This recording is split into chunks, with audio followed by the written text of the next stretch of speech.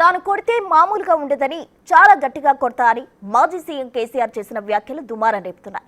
ఈ వ్యాఖ్యలపై BJP MP Raghunandan Rao స్పందించారు. ప్రజాస్వామ్యంలో కొట్టుడు తిట్టుడు ఎందుకని ప్రశ్నించారు. కేసీఆర్ వయసు అయిపోయిందని ప్రశాంతంగా ఫామ్ హౌస్ లో ఉండడమే మంచిదని చెప్తున్న రఘునందన్ రావుతో మా ప్రతినిధి Shiva face to face. Telangana మాజీ సీఎం కేసీఆర్ ఈరోజు కీలక వ్యాఖ్యలు చేశారు. తాను కొడితే మామూలుగా ఉండదు, నేను ఇప్పుడు ప్రజెంట్ మౌనంగా చూస్తున్నాను, గంభీరంగా ఉన్నాను అనేది ఆయన చేస్తున్న వ్యాఖ్యలు. ఆయన ధాటికి ప్రత్యర్థి పార్టీలు తట్టుకుంటాయా లేదా, దీనిపై మనతో మాట్లాడేందుకు బీజేపీ ఎంపీ రఘునందన్ రావు ఉన్నారు. వారిని అడిగి వారి మాటలు తెలుసుకుందాం. సార్ చెప్పండి, ఈరోజు కేసీఆర్ గారు కీలక వ్యాఖ్యలు చేశారు. నేను కొడితే మామూలుగా ఉండదని ఎలా చూస్తాను? కొట్టడం తిట్టడం ఎందుకన్నా, ప్రజాస్వామ్యంలో ఉన్నాం మనం. ప్రజాస్వామ్యబద్ధంగా ఫిబ్రవరిలో ఎలక్షన్స్ వచ్చినాయి. ఒక గ్రాడ్యుయేట్స్ ఎమ్మెల్సీ వచ్చింది, ఒక టీచర్స్ ఎమ్మెల్సీ వచ్చింది. మెదక్, కరీంనగర్, నిజామాబాదు, ఆదిలాబాదు. గాడు ఇద్దరు క్యాండిడేట్లను పెట్టు, మూడో స్థానం కంటే ఎక్కువ వస్తే అప్పుడు మాట్లాడుకుందాం. ఇక జనం నిన్ను కొడతారా, నువ్వు జనాన్ని కొడతావో అప్పుడు తెలుస్తుంది కదన్నా.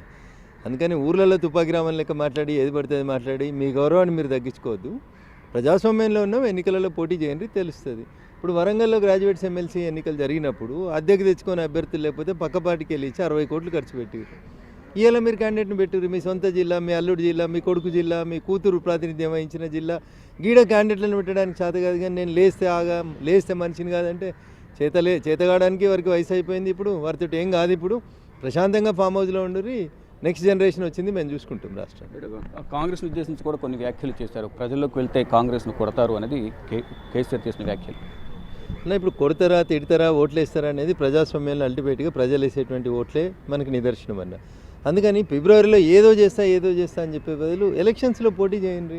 ప్రజాస్వామ్యంలో అల్టిమేట్గా ఏం రిజల్ట్ చూపెడుతుందన్న. నేను 10 ఏళ్ళు బొక్క చేసినా అని చెప్పుకున్నాడు, అయిపోయింది. ప్రజలు వద్దనుకున్నారు, అయిపోయింది కదా. మీరు ఇప్పుడు కాంగ్రెస్ మీద విరక్తి వచ్చింది అంటున్నావు కదా, క్యాండిడేట్ని పెట్టు. గ్రాడ్యుయేట్స్ ఎమ్మెల్సీ ఎన్నికలలో చూద్దాం, మేము గెలుస్తామా, మీరు గెలుస్తారా, కాంగ్రెస్ వాళ్ళకి ఏమైనా వస్తాయా చూద్దాము. ప్రజాక్షేత్రంలో తెరుచుకుందాం. దాన్ని కొడతాం తిడతాం, నా దెబ్బ మామూలుగా ఉండదు. అట్లా కొట్టి అయిపోయింది. ఇంకా 10 ఏళ్ళ ముఖ్యమంత్రి పాలన లోపల మీరు ప్రజల్ని కొట్టిరు, నాయకుల్ని కొట్టిరు, ప్రతిపక్షాలని చంపే ప్రయత్నం చేసిరు. అందుకనే ప్రజలు మీకు ఆ తీర్పు ఇచ్చారు. మళ్ళీ ఇలా ప్రతిపక్షంలో వచ్చి కూడా కొడతాం తిడతాం అంటే ఇంకా ప్రజలు మిమ్మల్ని ఎట్లా స్వాగతిస్తారు? ఇప్పుడు సోషల్ మీడియాలో ఒక పోల్ కూడా ఒక చక్కర్లు కొడుతుంది, ఫామ్ హౌస్ పాలన కావాలని, మెజార్టీ మాకే ఉంది ప్రజల మద్దతు అనేది వారు చెప్తున్నారు. ఇప్పుడు ఆ పాలనని ఎట్లా హైజాక్ చేయాలి, సోషల్ మీడియాని ఎట్లా వాడుకోవాలనే దానికోసం యువరాజు గారు ప్రతి నెల సుమారు 3 కోట్లు ఖర్చు పెడుతున్నాడు. కెనడా నుంచి, అమెరికా నుంచి, యూకే నుంచి, దుబాయ్ నుంచి, ఆఖరికి భాగ్యనగరంలో కూడా 250 మందిని పెట్టుకొని ఓడిపోయినాక 30 మెడికల్ కాలేజీల బదులు 30 యూట్యూబ్ ఛానల్ పెట్టుకుంటే బాగుంటుండే అని అన్న యువరాజు నిజంగా కూడా పెట్టుకున్నాడు. దాని మీద నెలకి 3 కోట్ల దాకా ఖర్చు పెట్టుకుంటుండే. ఆయన పెట్టుకొని అట్లా కృత్రిమమైనటువంటి సర్వేలను చూపిస్తూ ఉన్నాడు. అట్లా గతం పాలనలో ఆయన పైన కొన్ని అవినీతి ఆరోపణలు కూడా వస్తున్నాయి. దానిపై సో ప్రభుత్వం ఇప్పటికే యాక్షన్ తీసుకోవాలి. ప్రభుత్వం ఎందుకో కొంచెం స్లో కనబడతా ఉంది. నోటీసులు ఇచ్చింది, ఏసీబీ ఒకసారి పిలిచింది, 2 సార్లు పిలుస్తారన్నారు, సాక్ష్యాలు ఉన్నాయన్నారు, ఆధారాలు ఉన్నాయన్నారు, రిమాండ్ చేసేయారు. ఇంకా లేట్ ఎందుకు చేస్తారో నాకు అర్థం కావట్లేదు. ప్రభుత్వం ఎందుకు ఆగుతూ ఉంది? దాంట్ లోపల మీ దగ్గర యాంపుల్ ఎవిడెన్స్ ఉంది, అరవింద్ కుమార్ గారు సాక్ష్యం చెప్పిండ్రు, ఇంకొక అధికారి చెప్పినాడు. Based on that you can remand him. What is there? తప్ప ఒప్ప తర్వాత కోర్టు చూసుకుంటుంది. కాంగ్రెస్ ప్రభుత్వం కూడా ఇట్లా కావాలని దీన్ని నాంచడం వల్ల ఏమవుతుందంటే ఆయన ఇంకేదో సింపతి కోసం నాటకాలు ఆడుతూ ఉంటాడు. అంతకుమించి ఇంకేం రాదు. ఈ హ్యాస్ టు బి రిమాండెడ్. తప్పు చేసినాడు ఎవడైనా సరే రిమాండ్ చేయాలి. అది నా డిమాండ్. ఈరోజు సైలెంట్గా ఉన్న కేసీఆర్ ఇప్పుడు బయటకు వచ్చి ఈ వ్యాఖ్యలు చేయడం ఏ విధంగా చూడాలంటారు? మార్చిలో, ఏప్రిల్లో సర్పంచ్ ఎలక్షన్లు వస్తాయి. క్యాడర్ గుండె జారిపోతుంది. బావ బొమ్మర్లు ఇద్దరు కొట్లాడుకుంటున్నారు. క్యాడర్ అంతా అస్తవ్యస్తంగా అయిపోతుంది. అందుకని చెప్పి క్యాడర్ని కాపాడుకునే ప్రయత్నంలో భాగంగా ఏదో బయటకు వచ్చి 4 మాటలు చెప్తాడు, మళ్ళీ పోతాడు. సార్ మళ్ళీ 4 రోజులు మళ్ళీ కనబడాడు. ఫైనల్గా ఒకటి, ఢిల్లీ లిక్కర్ పాలసీ కేసులో అరెస్ట్ అయ్యి ప్రజెంట్ బెయిల్ మీద ఉన్న కవిత పేరు అనేది మళ్ళీ తెర మీదకి వస్తుంది. కేరళలో కూడా ఎంటర్ అయ్యారు లిక్కర్ పాలసీలో అనేది ప్రధానంగా చెప్తున్నారు. అంటే నాకు పూర్తి సమాచారం లేదు. బట్ ఒక రాష్ట్రంలో చేసిన వాళ్ళు ఇంకో రాష్ట్రంలో చేయొద్దని ఎందుకు అనుకుంటారు? ఈ రాష్ట్రంలో డబ్బులు ఈజీగా వచ్చినాయి కదా, ఆ రాష్ట్రంలో కూడా చేసి ఉంటారు.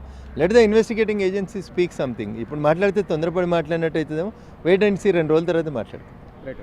మొత్తంగా చూసుకుంటే ఏదైతే బీఆర్ఎస్లో ఉన్న కుటుంబ రాజకీయాలకు సంబంధించి ఇటు కేటీఆర్, హరీష్ రావు మధ్య ఉన్న ఫైట్ గురించి బయటపడకుండా ప్రజలకు మేము భరోసా ఇచ్చే ప్రయత్నం చేసేందుకే ఇప్పుడు కేడర్ను కాపాడుకునేందుకే కేసీఆర్ బయటకు వచ్చి మాట్లాడుతున్నారు. మళ్ళీ 2 నెలల రోజుల తర్వాత మళ్ళీ కనబడరు అనేది వారు చెప్తున్నారు. మరోవైపు కాంగ్రెస్ను ప్రజలకు వెళ్తే కొడతారనే వ్యాఖ్యలు చేస్తున్నారు. అసలు మీరు ప్రజలకు రండి, ప్రజలకు వచ్చి ఎమ్మెల్సీ ఎన్నికలకు సంబంధించి మీరు అభ్యర్థి నిలబెట్టండి, అప్పుడు తెలుస్తుంది ఎవరికి ప్రజల మద్దతు ఉందో ఎవరికి లేదనేది కూడా తెలుస్తున్నట్టు కూడా బీజేపీ